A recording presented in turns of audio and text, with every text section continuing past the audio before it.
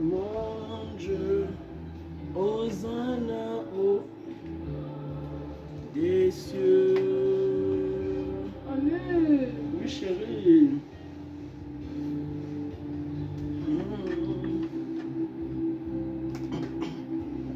Alléluia.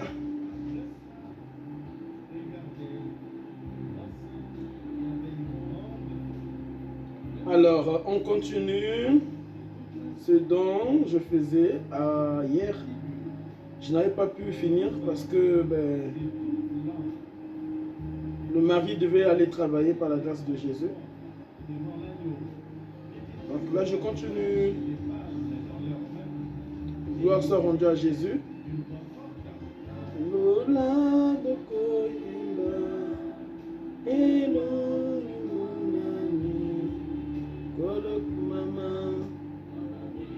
Et vous voyez, l'Éternel ne ment pas. Jésus ne ment jamais. Parce que si Christ dit je suis la vérité, c'est-à-dire le chemin. Parce que lorsque tu es le chemin, c'est-à-dire aussi que tu es la vérité. N'est-ce pas? Si tu es la vérité, c'est que tu es le chemin. Et si tu es la vérité, c'est que tu es la vie. Amen. Et que tu es le chemin. Jésus a dit, je suis le chemin, la vérité et la vie éternelle. Alors, l'éternité veut dire pour toujours. Amen. Je suis le chemin, la vérité et la vie éternelle. C'est-à-dire que même après ta mort, ton âme ne périra pas. C'est-à-dire que tu ne mourras pas. Mais tu périras dans un sens, il y aura l'absence de Jésus. Amen. Cette présence de Dieu qui était partout sur la terre, que tu n'avais pas accepté dans ta vie. Parce que quand tu acceptes Jésus, c'est-à-dire que ça ne sera plus toi qui fera les choses. Amen. Dieu connaissant ton cœur, Dieu connaissant ton âme, tes pensées, viendra mettre sa puissance dans ton esprit. Et son esprit vivra en toi. C'est-à-dire que les choses que tu faisais auparavant, il y a 10 ans, il y a peut-être hier, si tu l'acceptes aujourd'hui, tu n'auras plus la force de les refaire, de les pratiquer. Tu auras un dégoût pour le mal, tu auras un dégoût pour le péché, tu auras un dégoût, amen, un dégoût pour désobéir à Dieu. Auparavant, tu désobéissais à Dieu, mais je t'assure qu'une fois que Christ viendra vivre et que tu l'accepteras comme ton Seigneur et ton Sauveur personnel, parce que je vous assure que le salut est véritablement personnel, parce que personne ne peut connaître tes pensées, c'est déjà personnel. Même si tu peux mentir à l'homme, tu as menti, mais toi-même tu sais que tu as menti. Amen. Tu peux tricher dans la vie, mais tu ne peux jamais tricher devant Christ. Et la seule personne qui nous connaît parfaitement, c'est Dieu. C'est Dieu. Alors je viens ici encore pour pouvoir parler du mariage. Le mariage. Amen. Je viens ici pour parler du mariage parce que aujourd'hui beaucoup pensent que le mariage c'est banal. C'est-à-dire ça vient des hommes. Et que ce sont les hommes qui ont décidé, amen, de se marier. Alors que c'est Dieu qui avait décidé cela. C'est Dieu qui avait décidé que l'homme Adam, amen, parce que Adam était triste. Dieu avait vu la tristesse d'Adam. Alléluia. Alors c'est ainsi que Dieu, voyant la tristesse d'Adam, et que Adam était malheureux malgré les choses dont Dieu lui avait donné, que Dieu lui avait donné plus que les choses, amen, qu'il possédait. qu'il avait dans sa vie. Dieu lui avait donné une femme. Et ce que Dieu ne peut comprendre, c'est que cette femme, cher homme, parce que ce message est pour les hommes et aussi pour les femmes. Alors j'avais fait une première vidéo, voici la deuxième vidéo. Et que en soi Dieu nous pousse à pouvoir mettre en pratique parce que plus il y a des couples sur la terre, nous pensons que ce sont des modèles. Amen. Les couples dont nous voyons. Alors ne suis même pas ce couple que Dieu vient te présenter. Si tu ne retrouves pas les éléments que Dieu demande dans sa parole. Amen.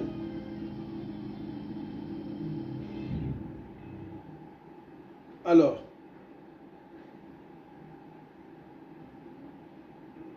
j'aimerais poser des questions. Des questions, c'est-à-dire, au jour d'aujourd'hui, dans des églises, nous voyons des hommes de Dieu qui poussent aux hommes de se marier, aux femmes de se marier.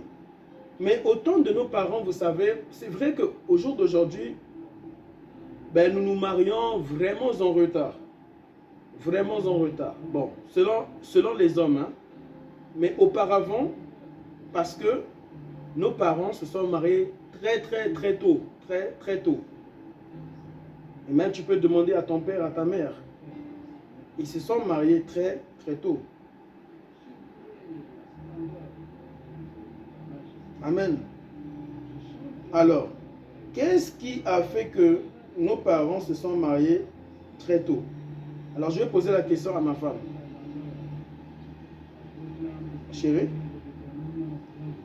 juste en 3 mots, peut-être 3 phrases, qu'est-ce qui a fait que nos parents se sont mariés très vite et très jeunes?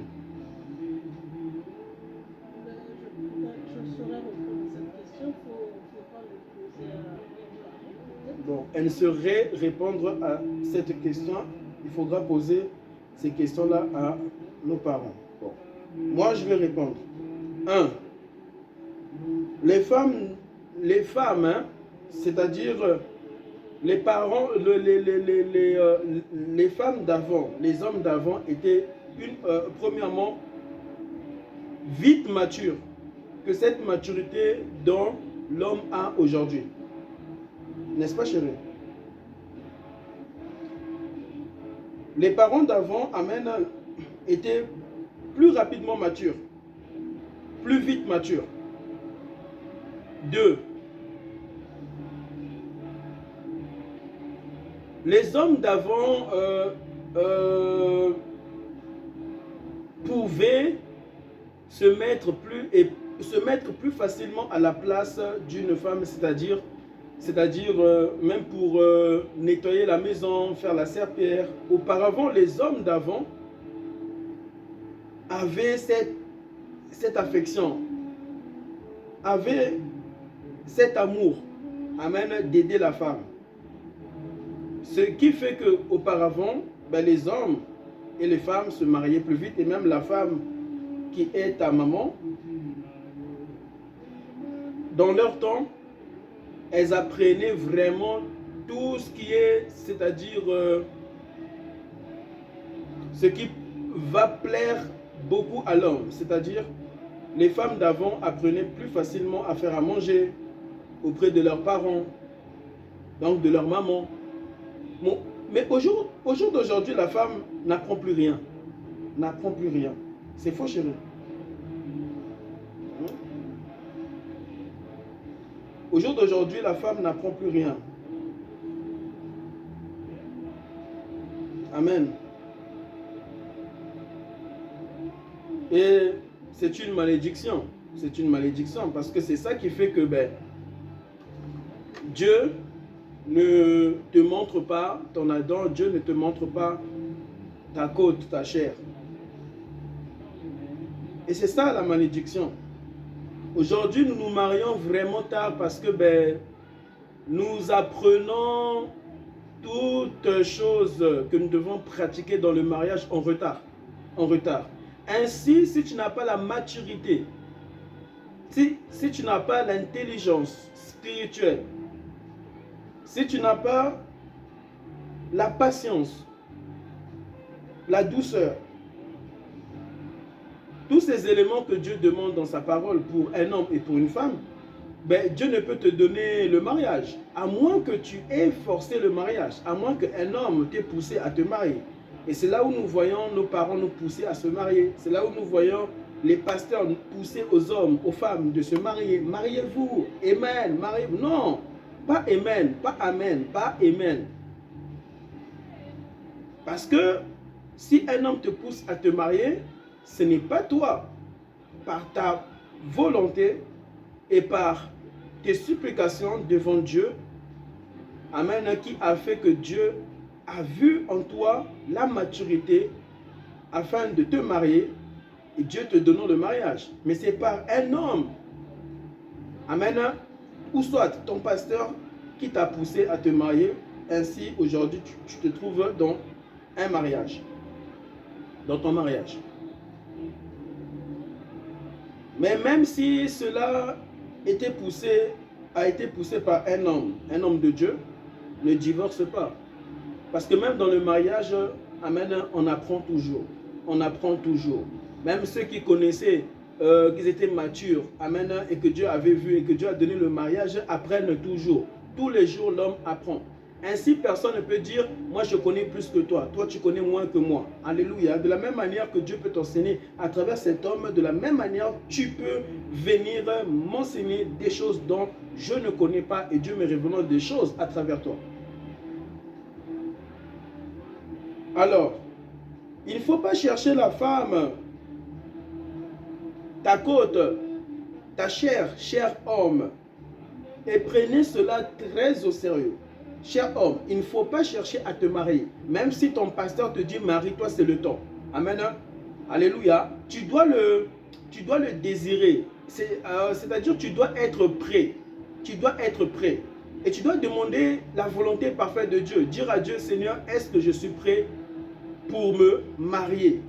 Et puisque Dieu est réel, Dieu est vivant, Dieu te répondra toujours. Car si les hommes à qui tu t'adresses te répondent, et parce que ces hommes-là, tu les vois respirer, sachez et sache que, cher homme, Dieu est plus réel et plus vivant que ces hommes physiques que nous voyons sur la terre, que tu vois sur la terre. Ainsi, si Dieu est vivant, il te répondra parce qu'il est vivant. Amen. Et c'est ça le problème. C'est ça le problème. Ton pasteur te dit, marie-toi, marie-toi.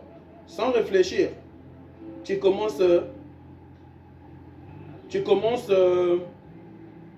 à te dire, ah, vraiment c'est mon temps. Mon daddy a dit que je dois me marier. Mais ton daddy n'est pas ton Dieu. Ton daddy n'est pas le chemin, la vérité, la vie est éternelle. Amen. Alléluia. Alors, voici.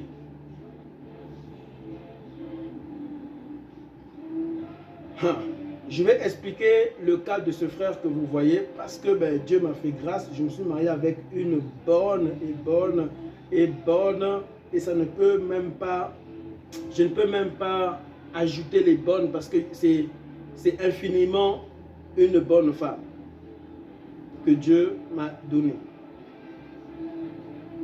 Alors, mon cas à moi, c'est-à-dire que moi, je ne voulais pas me marier tant que ce frère que vous suivez souvent sur les réseaux sociaux n'avait pas de maison. Amen. Et c'est-à-dire avoir une maison, c'est en étant propriétaire. Ça, c'était des choses dont je demandais, amen, depuis mon plus bas âge, à l'âge de 9 ans, 10 ans, 11 ans. J'avais dit à Dieu, Seigneur, ne me donne pas une femme. Ne me donne pas le mariage tant que tu ne m'as pas donné un bon jardin. Alléluia. Ce jardin que Dieu avait donné à Adam. Et vous devez savoir que la parole est puissante. Alléluia. Lorsque vous déclarez des choses, soyez patient. Patient au temps de Dieu et Dieu vous arrosera en son temps. Ne t'arrose pas toi-même. Car lorsque tu t'arroses toi-même, tu ne pourras pas réellement fleurir. Mais si c'est Dieu qui t'arrose, il pourra t'élever. Alléluia. Au niveau là où Dieu veut que tu sois élevé sur la terre. Mais souvent, qu'est-ce qui se passe? Les hommes veulent t'élever au-dessus de ce que même Dieu même a décidé là où tu devais t'arrêter.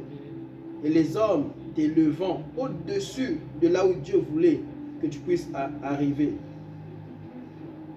Parce que lorsque Dieu t'élève, ce n'est pas pour te tuer. Mais lorsque les hommes t'élèvent, c'est pour te tuer. Et toi, tu peux penser que, waouh, les hommes m'aiment, mon pasteur m'aime, mes frères et sœurs m'aiment, mon prochain m'aime. C'est Dieu qui a parlé. Amen. Tu dois être capable d'entendre Dieu te parler en toi-même. Sinon, tu tomberas de haut. Et lorsqu'on tombe de haut, qu'est-ce qui se passe? Tes genoux, amen, tes os, tes pieds se craqueront, se casseront.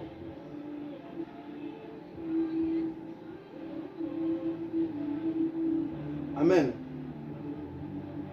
Alors, je ne voulais pas me marier tant que je n'avais pas une maison, je n'étais pas propriétaire.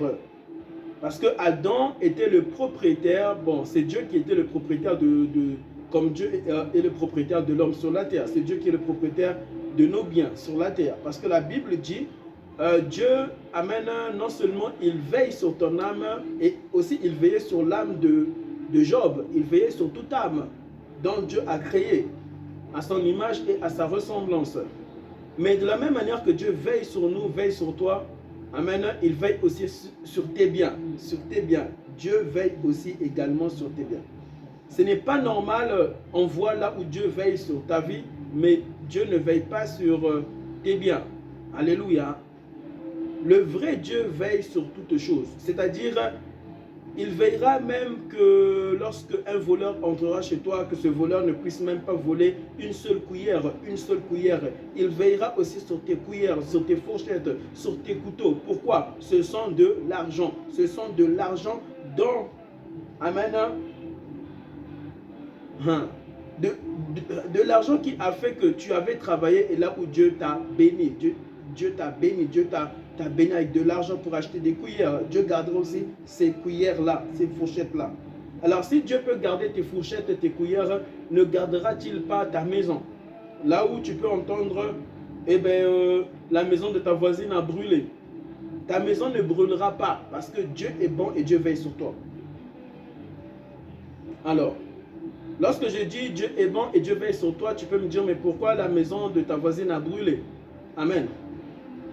Eh bien, il se peut que cette maison est une maison satanique, est une maison, amen, là où les hommes vont là-bas pour pécher, pour blasphémer avec Dieu.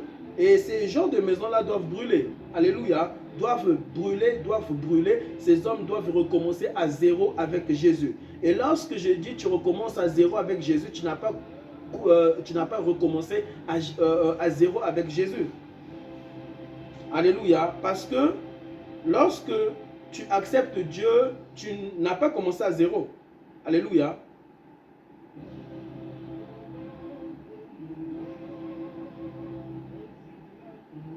Amen. Alors,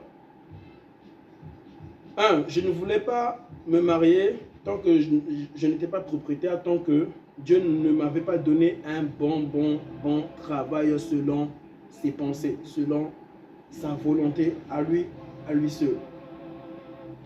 Pas ma volonté à moi. Ma volonté à moi, j'avais déclaré et dit à Dieu, Seigneur, donne-moi un travail qui va te glorifier. Donne-moi un travail là où, Seigneur, mon âme se réjouira. Donne-moi un travail là où, Seigneur Père, j'aurai la joie. Amen. Donne-moi un travail là où je prêcherai ta parole. Donne-moi un travail, Seigneur, un bon travail, c'est-à-dire là où ton serviteur sera bien payé. Très bien payé par tes mains. Parce que ce sont les mains de Dieu qui nous payent. Amen. Lorsque Dieu te donne la force d'aller travailler, c'est les mains de Dieu qui te payent. Car ce sont les mains de Dieu qui nous gardent. Donc ce sont les mains de Dieu à travers les hommes qui t'ont payé, mais c'est Dieu qui t'a payé, qui t'a toujours donné. Alléluia. Et donc,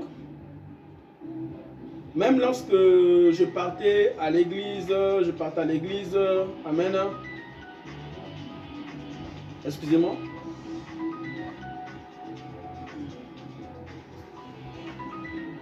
Alors, même lorsque je partais dans des églises, je pouvais même voir le pasteur me dire, mais mon frère, cher frère, Destin, mais tu as tout, marie-toi, marie-toi. Et vous savez, il y avait, en fait, c'est-à-dire les choses dont j'avais dit à Dieu, amen, je voulais, je savais aussi que Dieu allait les accomplir. Pourtant, il y avait autour de moi des hommes, des femmes que je connais qui se mariaient, qui prenaient des salles de fête pour le mariage, pour leur mariage de 15 000 euros, 20 000 euros, 25 000 euros, limousine, etc., etc., invitant 400 personnes, 500 personnes, 600 personnes, et je voyais ça, 1000 personnes, etc. Et je me réjouissais, alléluia, parce que la Bible dit pleurer avec ceux qui pleurent. Mais lorsque tu ne pleures pas avec ceux qui pleurent, amen, il y a un problème. Mais aussi, il faut discerner, amen, pourquoi là, il faut pleurer avec ceux qui pleurent. Il ne faut pas pleurer pour pleurer. Parce qu'il y a des versets, je vous assure, hein, il faut discerner avant de les pratiquer. Sinon, si tu pratiques sans discerner, tu as aussi péché. Amen, tu as péché. La Bible dit de te réjouir avec ceux qui se réjouissent. Mais ils sont en train de se réjouir de quoi? Quelqu'un est mort, quelqu'un s'est fait empoisonner. Eux, ils se réjouissent. Toi, tu ne cherches à comprendre pourquoi ces hommes, ces femmes sont en train de se réjouir. Et qu'est-ce que tu fais? Toi aussi, tu te réjouis. Toi aussi, tu rigoles avec eux. Toi aussi, tu manifestes ta joie là où tu ne dois pas manifester ta joie. Alors, il y a des versets, il faut faire très attention. Amen. Il faut discerner toutes choses. C'est ce que Dieu dit dans sa parole. Lorsque tu ne discernes pas, tu as péché. Tu as péché parce que tu as discerné, tu as fait la chose avec ignorance. Ignorance. Et la Bible dit, mon peuple périt par manque de connaissance. L'ignorance tue. L'ignorance détruit. Alléluia. Ça, c'était une parenthèse. Et lorsque mon pasteur me disait, mais tu dois te marier, eh bien, c'est-à-dire que je pouvais entendre 1000 personnes me dire, marie-toi, marie-toi, marie-toi. Amen. Si j'étais un enfant spirituel, c'est-à-dire un enfant, et même celui qui vient d'accepter Jésus, ben, devant Dieu, ce n'est pas un enfant, il est déjà grand. Amen. Même aux yeux du diable, il est déjà puissant. Et ce n'est pas lui qui est puissant, c'est Christ en lui qui fait de lui puissant. Amen. Et c'est-à-dire donc, il y avait en soi une soif en moi. Cette soif était, Dieu l'a déjà fait. Amen. J'étais confiant. Je savais que Dieu avait déjà arrosé. Mais ce n'était pas mon temps. Mon temps était de faire et d'avoir la foi des choses dont j'avais demandé à Dieu à l'âge de 9 ans, à l'âge de 10 ans. Sachez que j'avais demandé le mariage à l'âge de 9 ans, 10 ans. 9 ans, 10 ans. Pourquoi? Parce que je voyais mes parents grandir dans cette atmosphère. Amen, atmosphère du mariage. Atmosphère du mariage. Et j'avais dit à Dieu, oh Seigneur Jésus, à l'âge de 10 ans, je disais à Dieu, oh Seigneur Jésus, donne-moi une femme comme ma mère, donne-moi une femme comme ma mère. Moi vraiment, je vais épouser une femme comme ma mère. Il faut que, cher homme, tes enfants arrivent à ce stade, Là où tes enfants veulent désirer, papa, tu as une fille, ta fille veut désirer épouser un homme comme toi, vraiment textuellement comme toi. Hein. Lui, elle vraiment, elle ne cherche pas les bad boys. Elle vraiment, elle cherche vraiment des personnes comme Christ, à épouser vraiment des personnes comme Jésus, comme toi, papa. Des hommes rares et des hommes rares. Pas ces hommes-là qui se disent « je suis chrétien », qui prient en d'autres langues, qui chantent gloire, gloire, car il est glorieux ». Mais ce sont des hypocrites, alors que la Bible dit « les hypocrites n'hériteront pas le royaume des cieux ». Mais des véritables hommes que Dieu agrée sur la terre, que Dieu, alléluia, agrée dans le mariage. Là où ta fille, papa, te regarde et te dit, papa, tu sais, vraiment, non. Dieu, vraiment, a béni maman. Dieu a béni maman. Que Dieu me donne un homme comme toi, papa. Que Dieu me donne un homme comme toi. Je vais épouser un homme comme toi dans tous les domaines. Vraiment. Donc, épouser papa quoi? Épouser papa.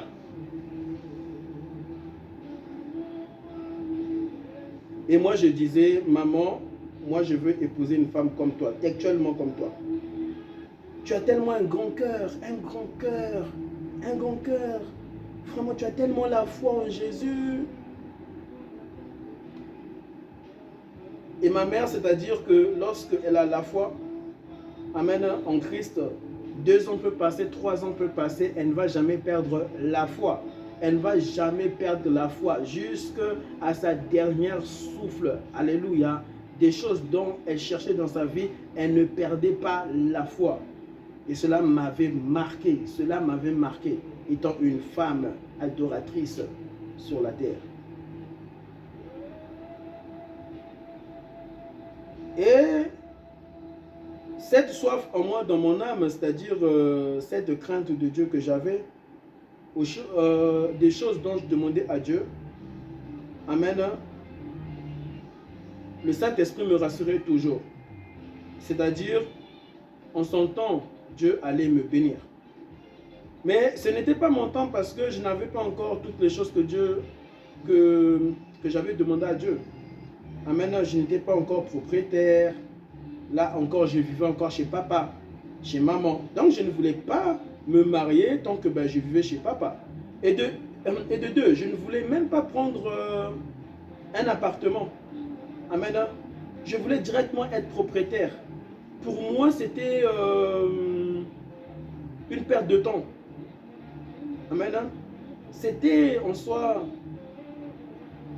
perdre mon temps, c'est-à-dire quitter chez mes parents et prendre un appartement pour être locataire. Je ne voulais jamais être locataire. Ce que j'avais demandé à Dieu, c'est que lorsque Seigneur, tu me feras grâce de sortir de chez papa, de chez maman, que je sois propriétaire, mais pas locataire. Ainsi, je voyais des frères et des sœurs qui se mariaient, qui prenaient des maisons, mais des maisons, c'est-à-dire ce foyer-là était locataire, pas propriétaire. Parce que pour être propriétaire, bien aimé, ce n'est pas facile. Hein? Ce n'est pas facile en Europe, ce n'est pas facile. Et je te pousse, cher homme, maintenant que tu es marié, tu as une femme, une bonne femme, alléluia. Tu as des bons enfants que le Saint-Esprit éduque à travers vous, maman, papa, d'être propriétaire. Arrêtez ces choses-là d'être locataire, locataire, locataire, locataire, locataire. C'est très mauvais, mauvais de mauvais. Parce que Dieu ne nous appelle pas, bien aimé, à être locataire hein, sur la terre. Hein.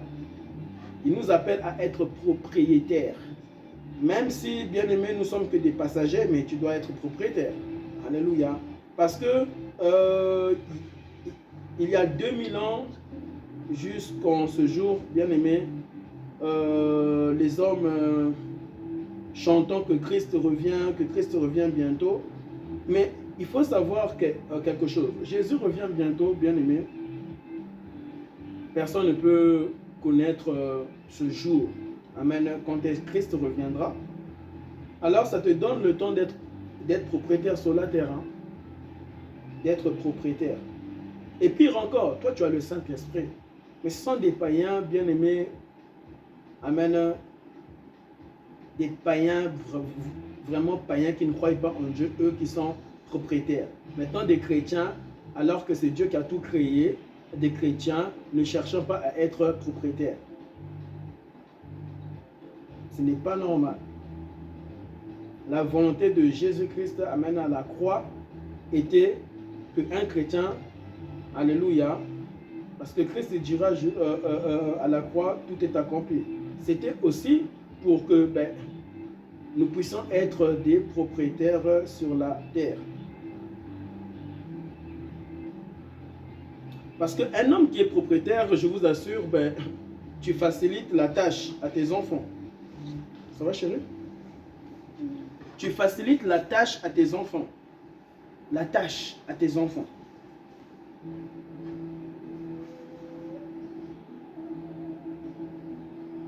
Alors, mon but à moi, bien aimé, c'était d'avoir une maison, être propriétaire, parce que je visais loin. C'est par le Saint-Esprit que je visais loin. Je me disais ceci, lorsque je serai propriétaire et qu'à l'âge peut-être de 45 ans, par la grâce de Dieu, 50 ans, amen, j'aurai fini de payer tout mon crédit, et bien les enfants que Dieu me donnera, nous donnera, alléluia, ne payeront plus, c'est-à-dire le loyer. Parce que tu es propriétaire, ça t'appartient, tu finis de payer le crédit, tu ne payes plus le loyer.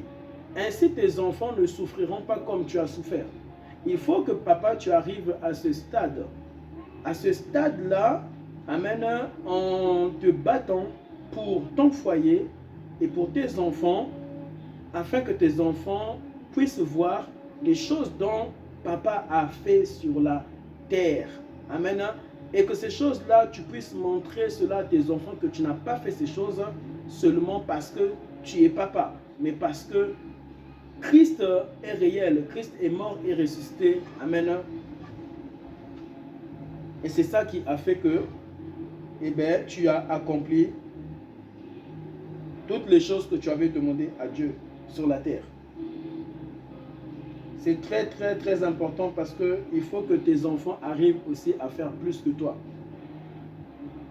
Chers enfants, si vous n'arrivez pas à faire plus que papa, même si vous avez accepté Jésus-Christ comme Seigneur et votre Sauveur personnel, en d'autres termes, vous avez aussi échoué. Même si au dernier jour, Dieu te dira, bon et fidèle serviteur, tu as aussi échoué par rapport aux enfants qui devaient aussi encore sortir de vous. Vous avez échoué dans ce domaine. Il faut que, papa, tu arrives à faire plus que ton père. Amen. Et que tes enfants puissent faire plus que le père. Puissent faire plus que tu l'as fait. Amen. Plus que tu l'as fait.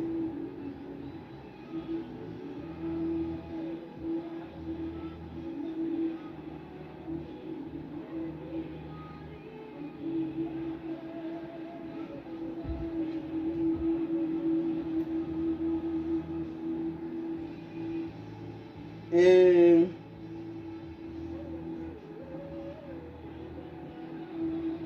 beaucoup cherchent le mariage,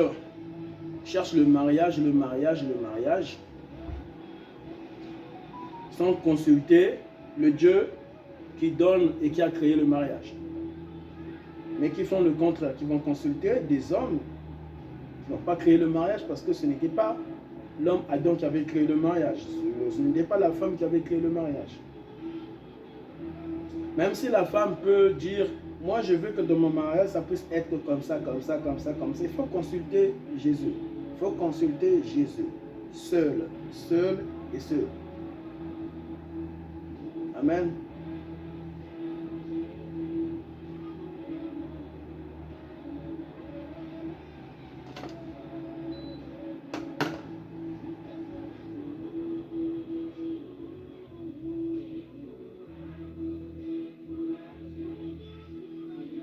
et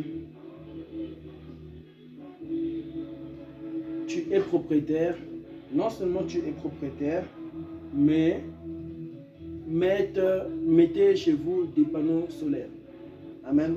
Mettez chez vous des panneaux solaires. Amen. Il ne faut pas que tu sois propriétaire et après tu n'arrives plus à payer ton crédit. Tu n'arrives plus à payer tes factures. Ce n'est pas la volonté de Jésus. Amen. Tu es propriétaire, mais tu mets des panneaux solaires. Pourquoi je dis des panneaux solaires? Eh bien, ça va faire qu'en soi, dans tes panneaux solaires, ça va amortir, c'est-à-dire tes factures. Tes factures ne seront plus trop élevées. Amen, trop élevées. Ça va bloquer en soi, lorsqu'on va t'envoyer une facture, ça va tout bloquer. Ça ne va plus monter. Ça sera toujours limité, limité, limité, limité. Ça ne va pas grimper au-dessus, au-dessus.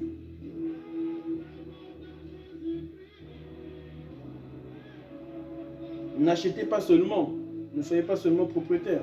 Amen. Et avant d'embellir une maison, papa, avant d'embellir une maison, demande à ta femme. Amen. Fléchissez les genoux et demandez à Dieu ensemble. Dieu répond toujours.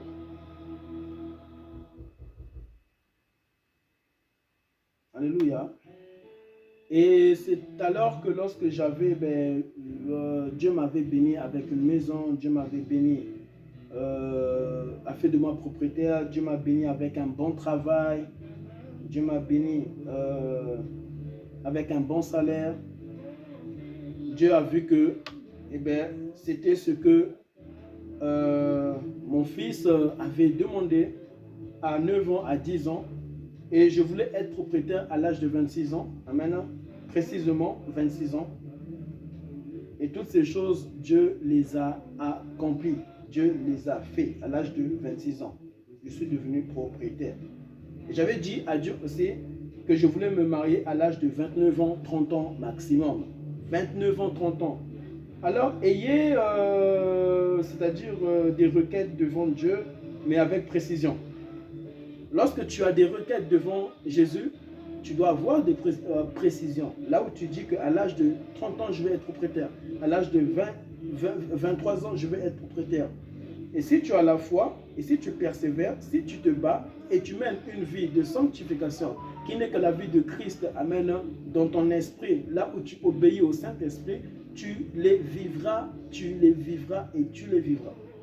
Sans que tu n'aies même triché, sans que tu n'aies même volé, amen, 1 euro ou 1 franc à gauche, à droite, sans que tu n'aies même escroqué, tu vivras, amen, ces choses. Amen. Tu vivras tes requêtes par le sang de Jésus.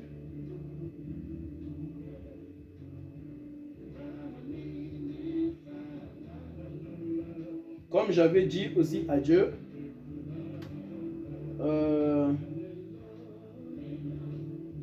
que je prendrai soin de ma femme. Je prendrai soin de ma femme. Et qu'est-ce que cet homme est en train de faire? Je suis en train de prendre soin de ma femme. Alors, prendre soin d'une femme, ce n'est pas seulement lui faire des bisous sur le cou, sur le ventre. Amen. D'ailleurs, même ça là, vraiment, c'est trop petit, c'est trop bas, c'est trop petit.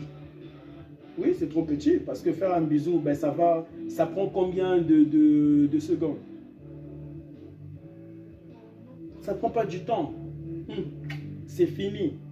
Tout est accompli, tu n'as rien fait du tout. Mais ce que cet homme ici est en train de faire, c'est ça qui prend du temps. Et c'est ça qui prouve que vraiment, toi, papa, tu aimes ta femme. Et même lorsque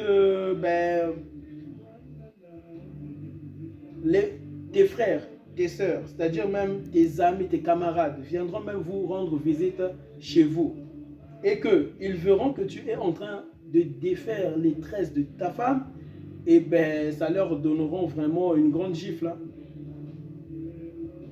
Je vous assure que jusqu'à aujourd'hui, je n'ai jamais vu cela. Jusqu'à aujourd'hui, là, Tu peux voir un homme priant d'autres langues. Ça, vraiment, on voit ça partout. Même les païens, même les francs-maçons, ils prient aussi en d'autres langues. Hein. Oui, ils font des incantations bizarres, mystiques, pour invoquer des esprits lucifériens du diable.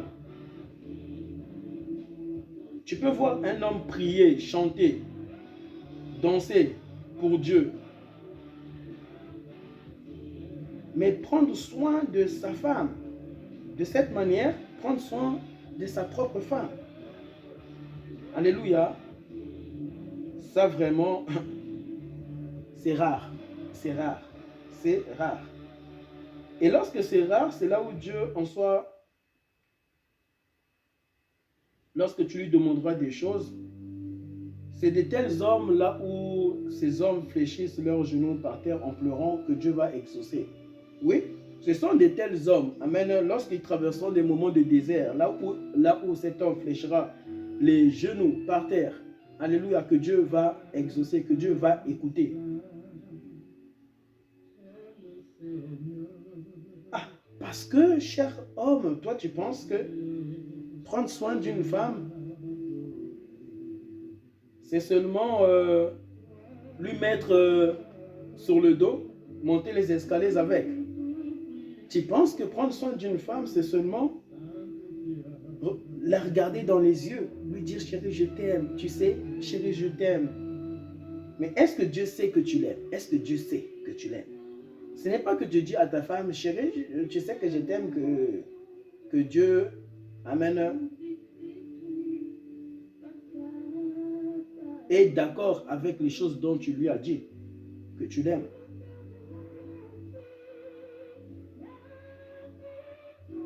La Bible dit une foi sans œuvre, c'est une foi morte. Morte. Je vais donner un autre exemple. Vous savez, ça c'est pour les mariés. Ça c'est pour les mariés.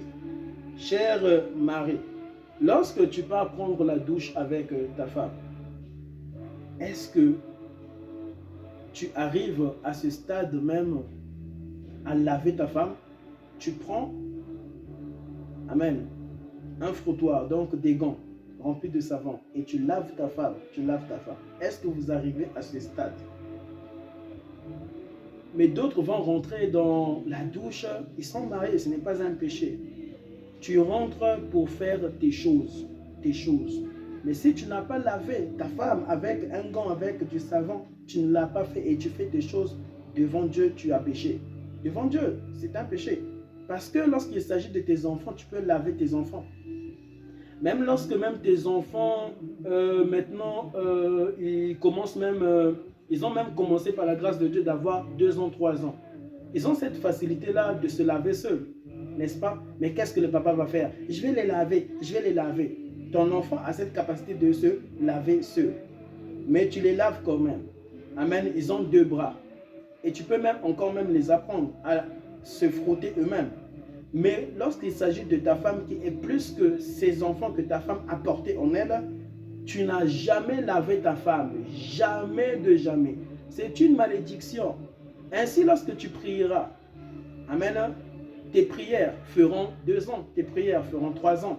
Des prières des chrétiens qui font 5 ans. Ces chrétiens-là disant, c'est pas la volonté de Dieu, ce n'est pas mon temps. Des fois, c'est le temps de Dieu. Mais c'est ta manière, amen, de prendre soin de ta femme, de prendre soin de tes enfants, de ton foyer, papa.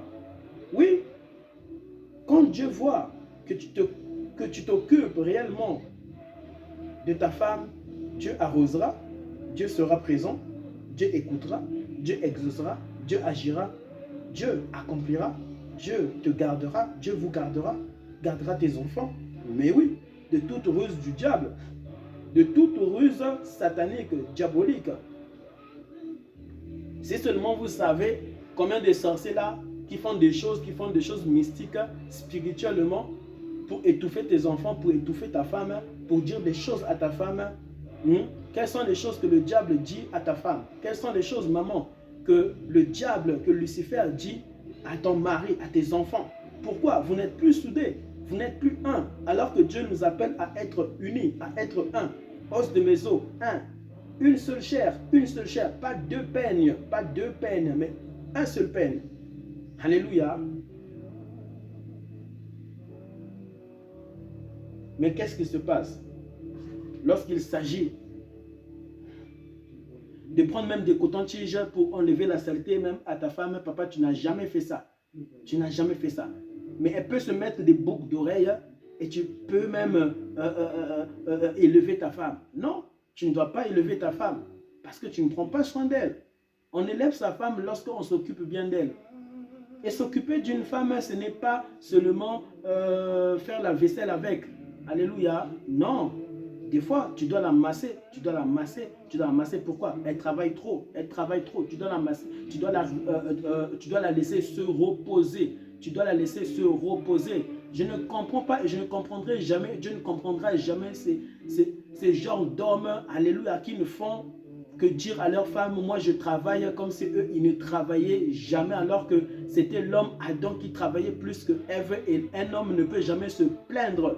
Si tu n'es pas arrivé à cette maturité, alléluia, de dire à ta femme, chérie, laisse ça, c'est moi qui va faire. Dans toutes les choses, presque dans toutes les choses, chérie, laisse, repose-toi. Chérie, laisse, vraiment, toi, vraiment, tu es vraiment comme le diable.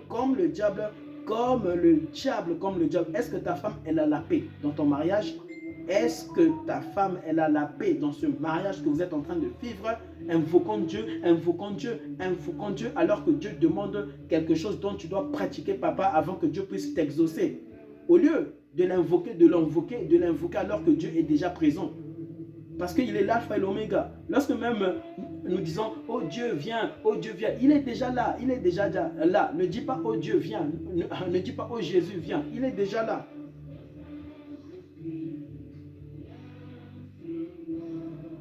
Mais si ton ami là t'appelle au téléphone, tu vas dire quoi? J'arrive. Et lorsque tu lui dis, je suis occupé, je suis avec ma femme. Oh mais ta femme, elle peut comprendre, non? Oh mais ta femme. Des hommes comme ça, tu dois les bannir dans ta vie. C'est-à-dire que tu ne dois pas faire de tes ennemis. Alléluia. C'est une malédiction. Alléluia. Mais tu dois faire comprendre à cet homme, écoute, cette relation entre toi et moi perturbe ma vie, c'est-à-dire mon couple, mon mariage. On s'arrête à là. Cette amitié s'arrête à là. Stop. Et si tu continues, alléluia, je t'assure qu'on deviendra des camarades. Bonjour, comment tu vas? Ça va? Ta vie de prière, c'est comment? Que Dieu te garde. Prie, lis tel verset. 1.13, c'est tout. Mais oui, parce que si tu n'es pas un homme autoritaire, je t'assure que le diable vous divisera. Si tu n'es pas un homme autoritaire, Satan vous divisera. Les démons, ils le feront, mais en leur temps.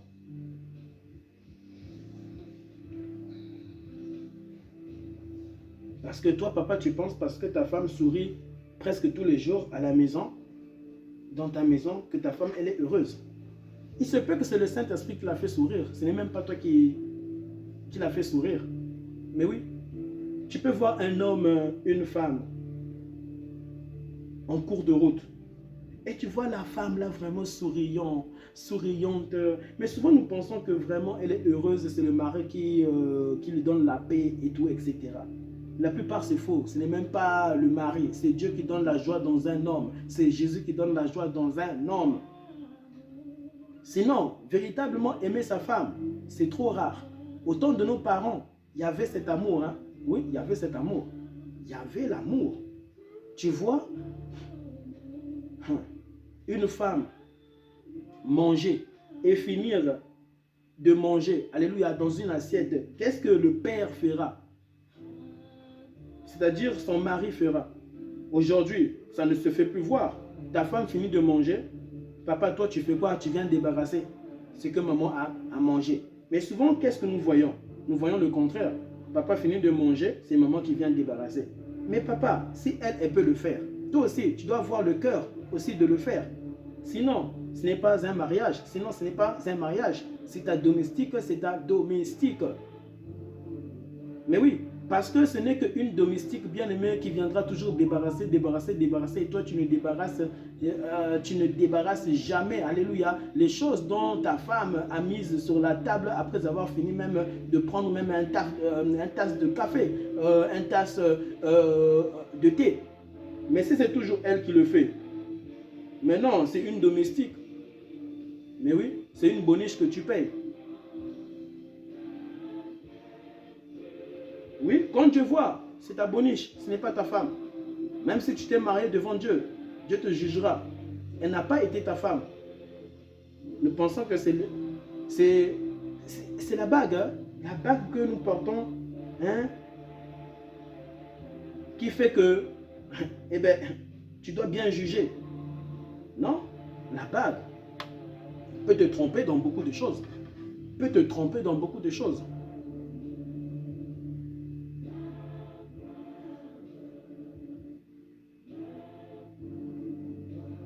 Peut te tromper dans des tas de choses. Amen.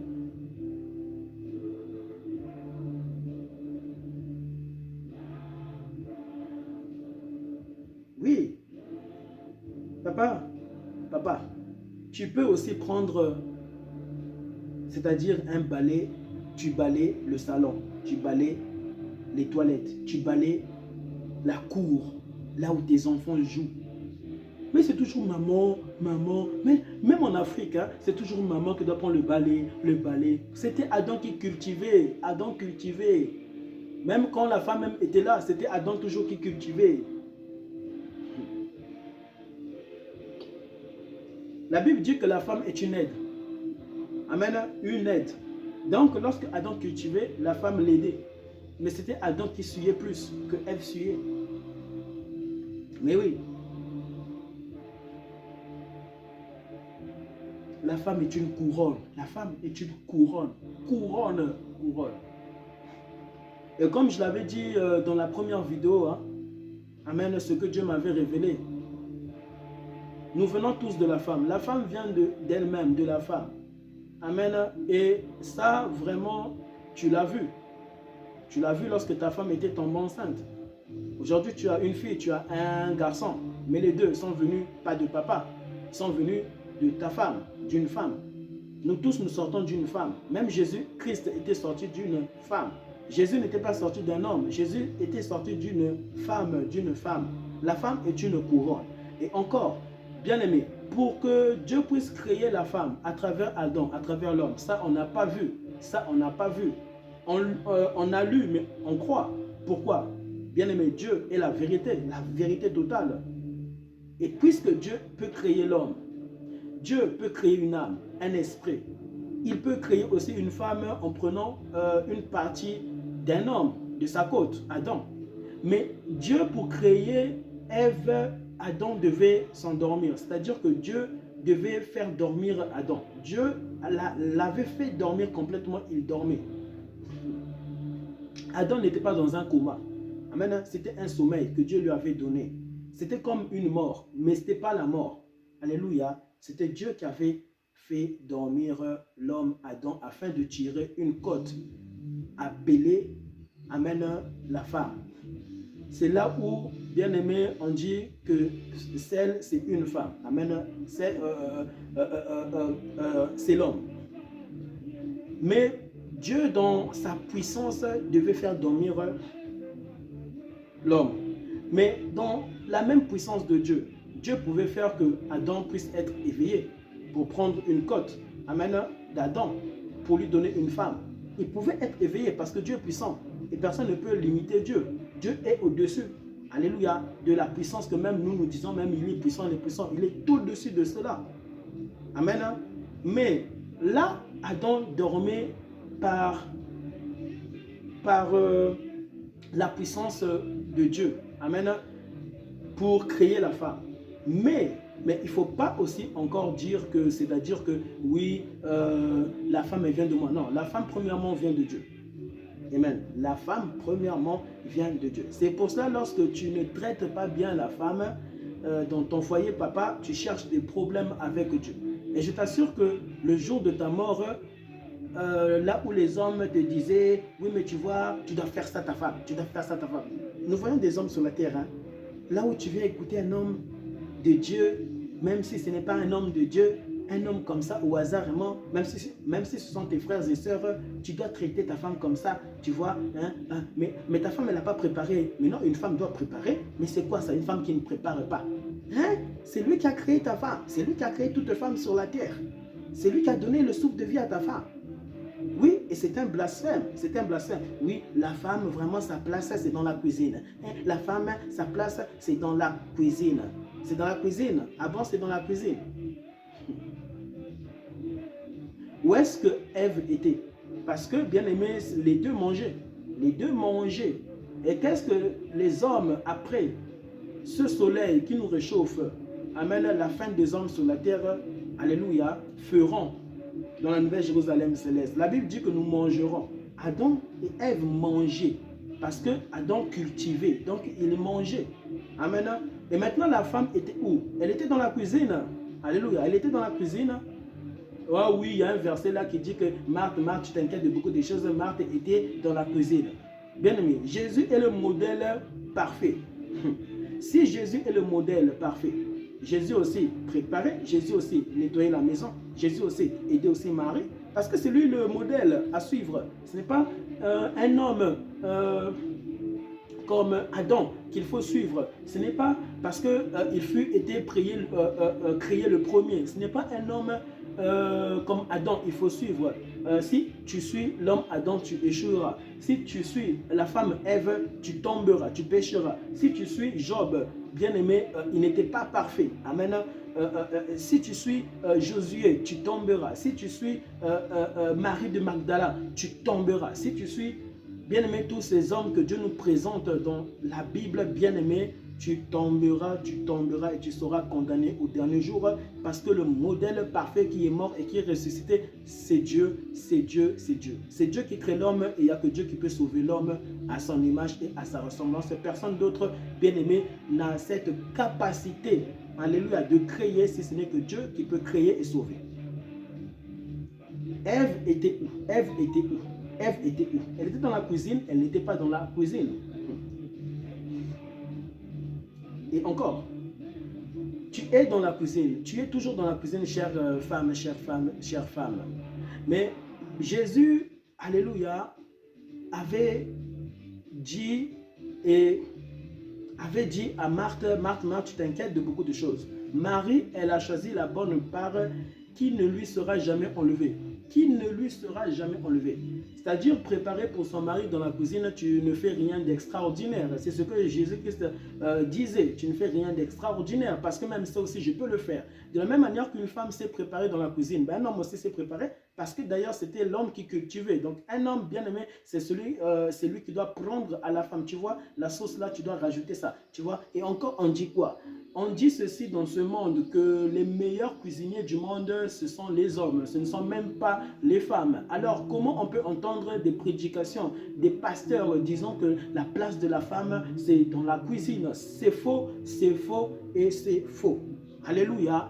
Si la place de la femme, c'est dans la cuisine, donc vraiment l'homme est devenu Dieu. Hein? L'homme est devenu Dieu, c'est toujours la femme. Et d'ailleurs même la femme vraiment est vraiment une boniche. Et c'est insulter Dieu, c'est insulter Dieu.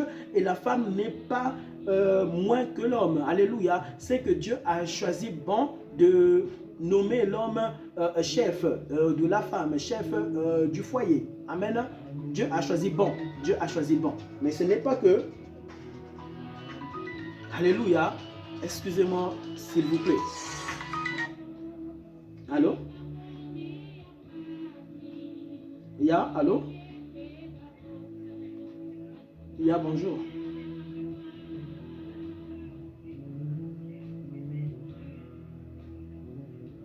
Ah, non. Non. Je lui ai dit, je vais poser congé. Je vais poser congé aujourd'hui parce que je devais avoir la liste. J'ai la liste ici chez moi par rapport à ma femme pour programmer un peu quand est-ce que je peux prendre. Non, pas encore.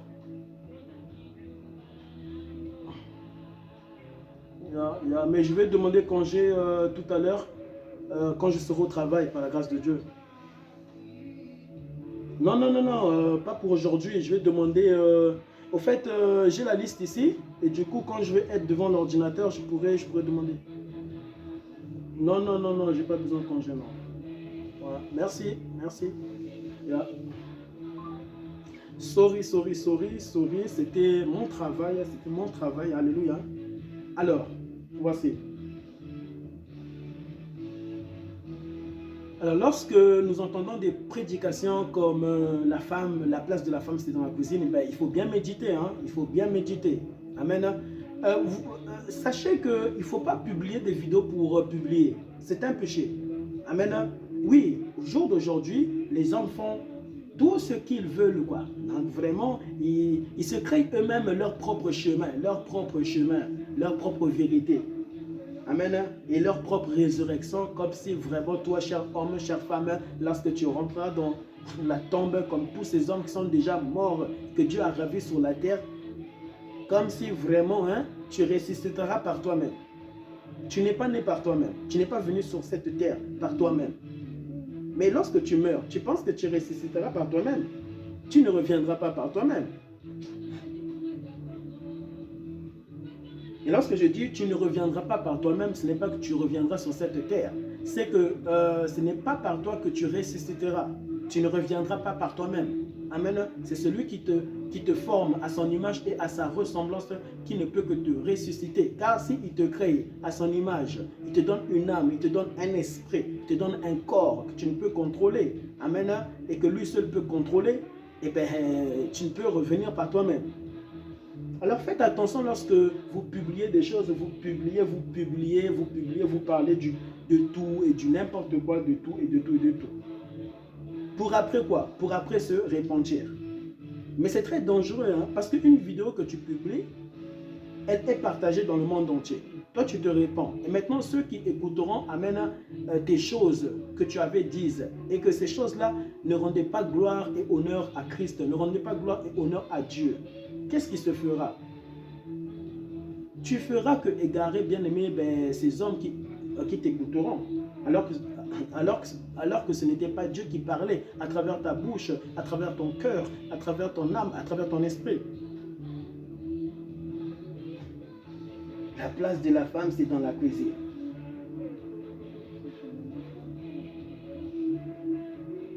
Mais c'est quoi ça? Mais c'est quoi ça? Est-ce que Jésus-Christ a dit que la place de la femme, c'est dans la cuisine? Est-ce que c'est Jésus qui l'a dit? Puisque c'est Jésus le modèle, en tout.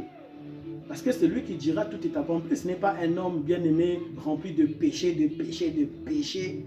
Même lorsqu'il dort dans son sommeil, péchant, péchant, péchant contre Dieu, réunion l'existence de Dieu sur la terre qui va dire que la place de la femme, c'est dans la cuisine. Et pire encore, dans des bêtises, il y a toujours des hommes qui vont acclamer. Il y a toujours des femmes qui vont acclamer ça. Acclamer, acclamer, acclamer. Lorsque tu acclames quelque chose qui ne vient pas de Dieu, tu as glorifié le diable, tu as glorifié des francs-maçons, tu as glorifié des sorciers, tu as glorifié des satanistes. Tous ces hommes bien-aimés servant Lucifer, tu les as glorifiés, tu as glorifié les anges que tu avais chassés. Alléluia, du ciel. Tu les as glorifiés. Et ces anges-là déchus, ils sont réels, ils sont sur la terre. Et tu les as acclamés. C'est pour cela que ton mariage va mal. Ton mariage va mal. C'est pas normal. Toi, tu es chrétien, ton mariage va mal. Comment ça, ton mariage va mal? Moi, mon mariage ne va pas mal. Je suis en train de vivre vraiment le plan de Dieu sur la terre. Le plan de Dieu, de Jésus à la croix et de sa résurrection dans mon mariage. Je vis cela. Je vis le sang de Jésus. Le sang de Jésus-Christ dans mon mariage.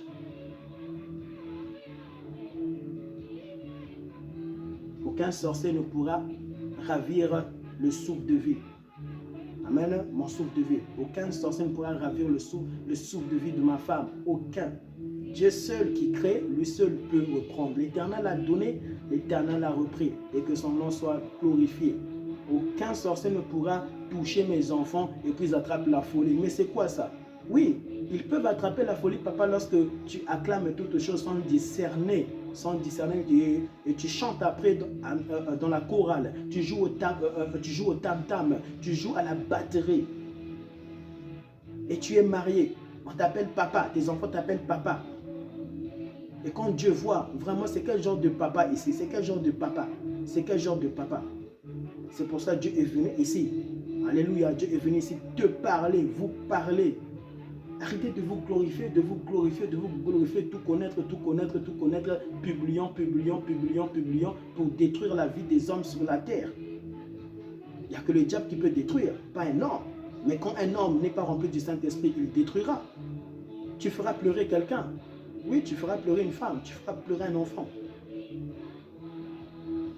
Jésus à la croix nous faisons pleurer. Alléluia. Pourquoi? Parce qu'il nous sauvait. C'est ça la repentance sincère. Mais quand toi tu fais pleurer, c'est pour tuer. Ce n'est pas pour pousser l'homme à se repentir. Il faut que tu arrives à ce stade, tu annonces la parole à tes enfants et tes enfants acceptent Jésus. Papa, tu as des enfants, tu dois les éduquer selon le Seigneur, les éduquer selon le Seigneur. Tu dois éduquer ta femme, papa, selon Dieu, selon Christ, selon le Seigneur. Et qui doit en soi t'éduquer, papa? C'est ta femme aussi qui doit t'éduquer. Alléluia, mais avec respect et avec respect. Car ce n'est que le Saint-Esprit qui nous éduque, mais à travers un homme.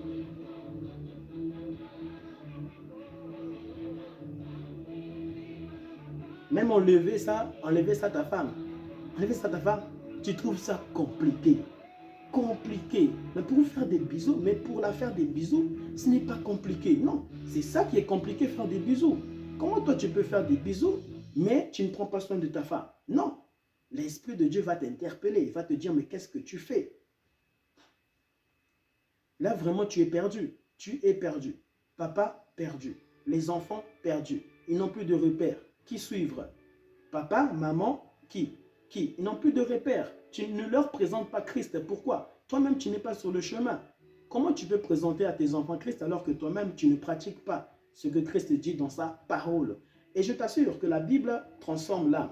La Bible transforme l'âme. Quand tu la liras, je t'assure que il y a un esprit puissant dedans, c'est-à-dire que l'Esprit de Dieu est ici. La Bible dit que la parole s'est faite chair. La parole. Je te dis, je t'aime. Tu es touché. Mais ce sont des choses qui sont sorties. La parole est une puissance. La parole est une puissance, excusez-moi. La parole est une puissance. Quand tu dis je t'aime à tes enfants, ils vont crier au dehors. Papa même. Pourquoi? Ils ont entendu. Ils n'ont pas vu le je t'aime, amen, dans les airs s'inscrire. Depuis tout à l'heure, ce frère est en train de parler de la part du Seigneur. Mais lorsque je parle, est-ce que ça s'inscrit ici? Toutes les choses que je dis, c'est spirituel. Alléluia. L'homme parle parce que l'homme est spirituel, car il n'y a point de choses qui s'inscrivent. Alléluia. C'est pour cela, bien-aimé, tu as un esprit, tu as une âme. Tu as une âme. L'oxygène, bien-aimé, que nous respirons sur la terre est spirituel. Tu ne vois pas l'oxygène. Tu vois l'oxygène dans ta maison, là où même tes enfants peuvent respirer. L'oxygène que tes enfants amènent, respirent à la maison. Tu vois cela, mais qui fait respirer tes enfants? Ce n'est pas l'oxygène, ce n'est pas la puissance de Dieu spirituelle. Amen. Que tes enfants sont en train de respirer l'oxygène qu'on ne peut voir. C'est la puissance de Christ. Alléluia.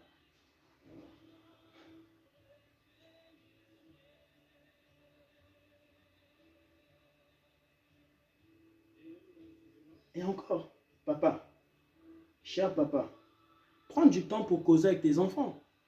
Oui, prends du temps pour causer avec tes enfants. Avec tes enfants. Pour causer avec tes enfants, tu as du mal. Mais comment ça? Mais pour causer avec tes amis, tu peux causer 1 heure du temps. Tu n'arrives pas à causer avec tes enfants 1 heure du temps. 1 heure du temps. Tu dois pleurer. Oui, papa, nous devons pleurer. C'est anormal. Ce n'est pas de Dieu. Ce n'est pas de Dieu. Et quand la femme voit ça, et même lorsque tu fais sourire ta femme, tu penses qu'elle peut sourire pour sourire réellement. Tu n'arrives pas à causer avec tes propres enfants 1 heure du temps. Mais tu peux causer avec ta voisine 1 heure du temps. Tu peux aller chez ta voisine, restons là-bas 1h30 du temps.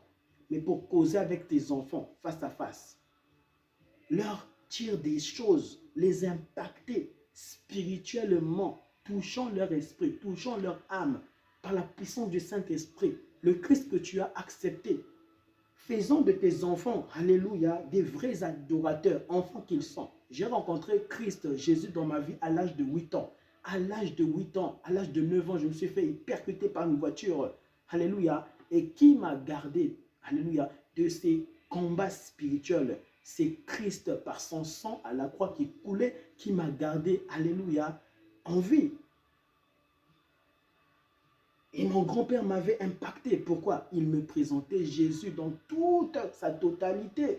Même si ce n'était pas dans toute sa totalité, c'est-à-dire qu'il me communiquait le plus important de Christ, c'est de ne le jamais abandonner. C'est de ne jamais abandonner le Sauveur, alléluia, qui est ressuscité malgré la distraction de ce monde que le diable te présentera étant vivant sur la terre. C'est de ne jamais abandonner le roi des rois. Alléluia. Et bien aimé, j'arrête cet enseignement et je continuerai encore par la grâce de Jésus-Christ. Et partage cette vidéo au nom de Jésus. Au nom de Jésus. Et que Dieu puisse faire de toi un bon père, une bonne mère. Et ne cherche pas le mariage à vous qui cherchez le mariage pour avoir la paix, pour avoir une amie, pour avoir des enfants, pour avoir de l'argent, alléluia, pour que les gens puissent te respecter. Tu cherches de l'affection, donc tu veux te marier. Tu penses que c'est ça en soi être sauvé. C'est-à-dire, tant que je ne me suis pas marié, eh bien c'est que Dieu n'a pas tout accompli. On a ces pensées-là en nous. Eh bien c'est complètement faux. La personne seule qui peut transformer ta vie, ce n'est pas lorsque même tu vas enlever les mèches de ta femme, là où Dieu te dira, bon, fidèle et serviteur. Mais c'est lorsque tu acceptes Christ et que tu ne l'abandonnes pas. Et que tu ne l'abandonnes pas. Là, tu verras, amen, la manifestation des choses que Dieu a dit dans sa parole s'accomplir dans ta vie. Merci beaucoup. Achète cela. Achète cela. Alléluia. C'est ça qui a changé ma vie. Amen. Pas seulement un simple livre. Amen. Et c'est la vie de Dieu. C'est la vie de Dieu. Et seul Dieu peut transformer ta vie. Totalement ta vie. Amen.